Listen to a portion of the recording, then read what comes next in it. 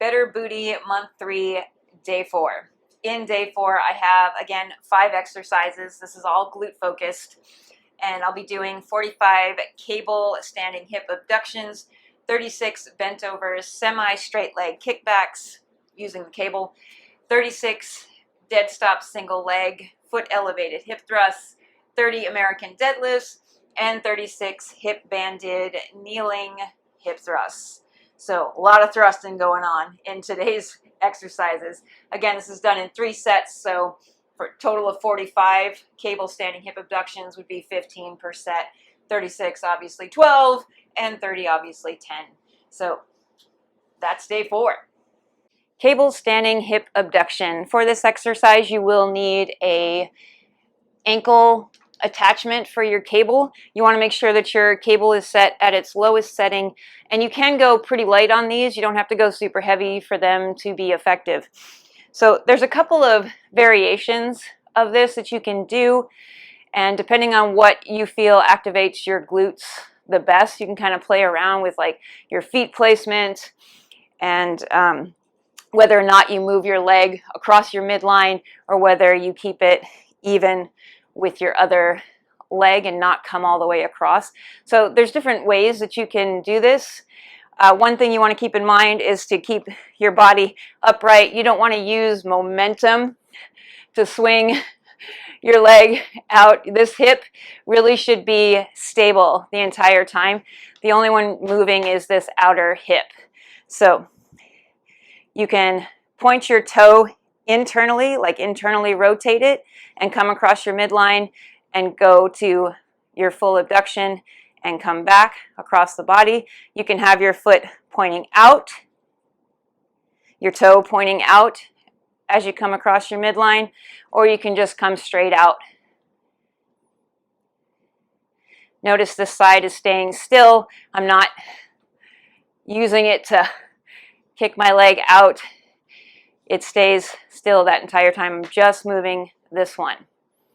You are going to feel these muscles working here because they are your stabilizing muscles as you are abducting that outer leg. So again, you can come all the way across with your toe pointed internally. You can externally point your toe and come across, or you can just be straight out. And again, kind of lifting your toe off the ground so that you don't scrape your foot across the ground. So there's different ways that you can do that. Play around with it, see what you feel activates your glutes the best. Bent over semi-straight leg kickbacks. For this exercise, again, you want to make sure that your ankle strap is securely fastened to your ankle. Your stack will be at its lowest setting. And instead of standing completely upright and kicking back, you are going to be bent over. That's the name. So from this position, you do want to brace yourself. I tend to keep one hand on my hip as you kick that leg up and back behind you. It's semi-straight because you're not locking out your knee as you do that. You have soft knees through that entire movement.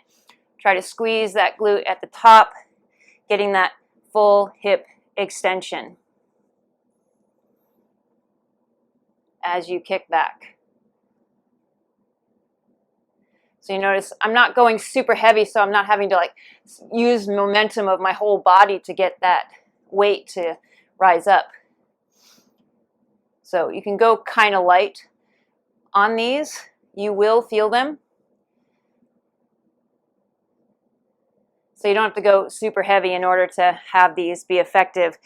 Another trick is if you have 2 of the ankle bracelets, you can put them both on at the same time, so that, especially if you're in a gym, so that you can quickly make the switch to the other leg. You're not taking up the machine as long, fumbling around trying to put your ankle braces on for the exercise. So if you have 2, that's awesome. Makes it go a little bit faster. Another point to mention with the bent over semi-straight leg kickbacks, cable kickbacks, is that how you brace yourself will be dependent upon what you feel most comfortable with. You can have your inner arm bracing as you have one hand on your hip and you're kicking back, or you can have the arm switched and your hand on your other hip, whichever one that you find to be the best for you. You might find that this way you feel more balanced so that your hips aren't tipping, you're keeping them straight. So again, either way, you just got to play around with it and find what works best for you. Dead stop, single leg, foot elevated hip thrusts. For this, I'm going to be using my risers, but you might have two benches that are of equal height to do this. You're going to elevate one of your feet, and where you place your foot, you can have your heel on the elevated surface, or you may use the center of your foot. You could even use your toes if you wanted to. I tend to use my heel when I do these, and they work just like a hip thrust works, a single leg hip thrust, except now you have your feet elevated as well as your shoulders. So to get into position, you're going to have your shoulder blades on the bench, like the bottom of your shoulder blades, and I'm going to keep my arms out to the side. You might tuck them in depending on your bench and what's comfortable for you, but I am going to keep mine out like this. What you do with this outer leg, you can hold it straight or you can bend it. It's up to you. And the dead stop just means that you're going to stop at the bottom and pause for a second. My bottom is actually going to be on the ground itself, and then I'm going to come to full extension by squeezing my booty and bringing my hips to full extension and holding for a second at the top. So full extension, hold, come down, pause, full extension, hold. Notice my chin is staying tucked. I'm not having my neck way back here. I'm looking forward that whole time. Full extension. Again, you can do this with your legs straight. Pause at the bottom. Full extension. Pause at the bottom. Full extension again, pause. Squeezing that booty when you come up. So you do all one leg and then the other.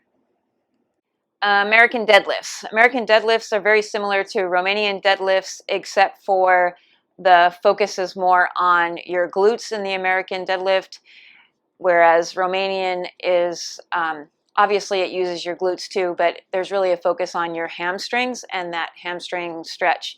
So this one's very similar, except you're going to have a posterior tilt to your hips, to your pelvis. As you come to full extension, you really squeeze your glutes hard and tight, so that bar is actually going to push forward as you come to full extension.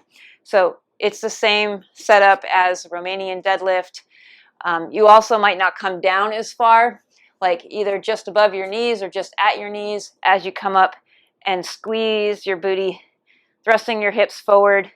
You may even tuck your chin to get that full squeeze. Really do what works best for you and where you feel the most activation. So you want your shoulders back. You are going to reach down for the bar, but you're going to do so by hinging at the hip and then bringing your arms to the bar by bending your knees. You could also just start this, because it is, the movement starts at the top. You can start it from pulling off of a rack. So either way, it works. So shoulders back, hinge at your hips. My feet are about shoulder width apart. Bring your arms to the bar by bending your knees. Bring yourself up into position. From here, you're going to slide the bar down your thighs so it stays sliding along your thighs as you come to just about knee level. So again, you're hinging at the hips, sending your hips back. And you don't have to come down that far. You can come just to the tip of your knees or just above your knees. And then you're going to thrust up, squeezing your glutes as hard as you can. So you notice that bar pops out in the front.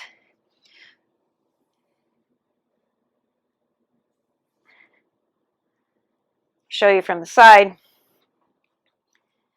Again, shoulders back, feet hip distance apart, shoulder distance apart, depending on what's most comfortable for you.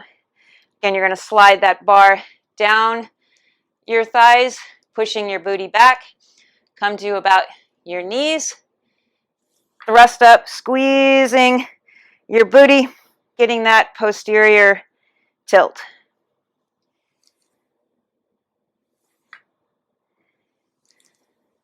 And you can go slow with these, or you can bust them out.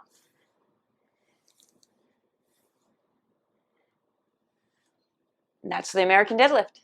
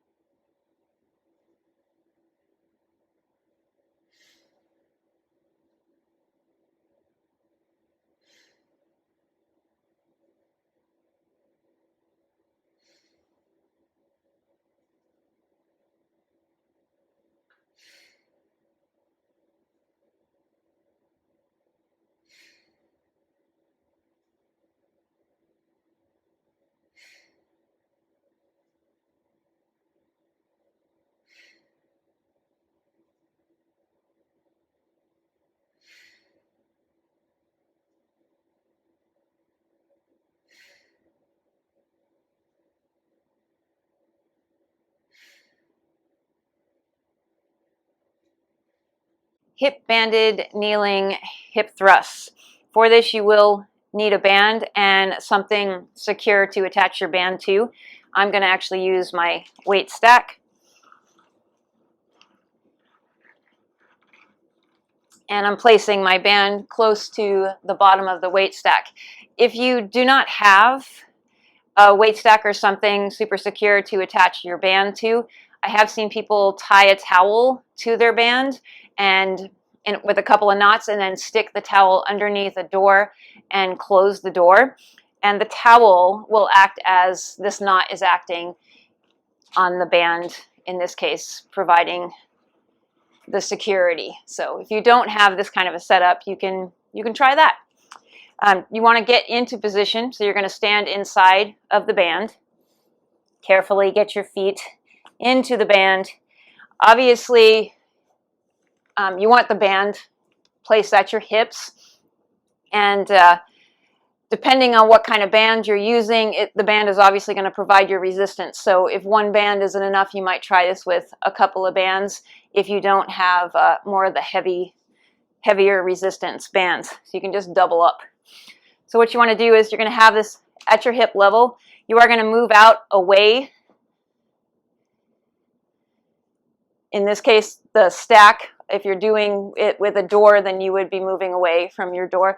You want to make sure there's plenty of tension on that band. How you place your feet, you can bring your heels together so that your knees are out in sort of a butterfly position. You're going to set your hips back, maintaining a straight back. And then you're going to use your glutes to thrust your hips forward into full extension.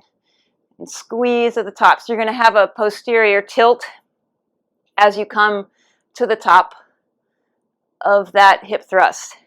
Again, sink back, thrust up. These are great if you have someone to actually hold onto your hands. You can do more of a lean, really thrust up. But if you don't have that, you just kind of lean forward a bit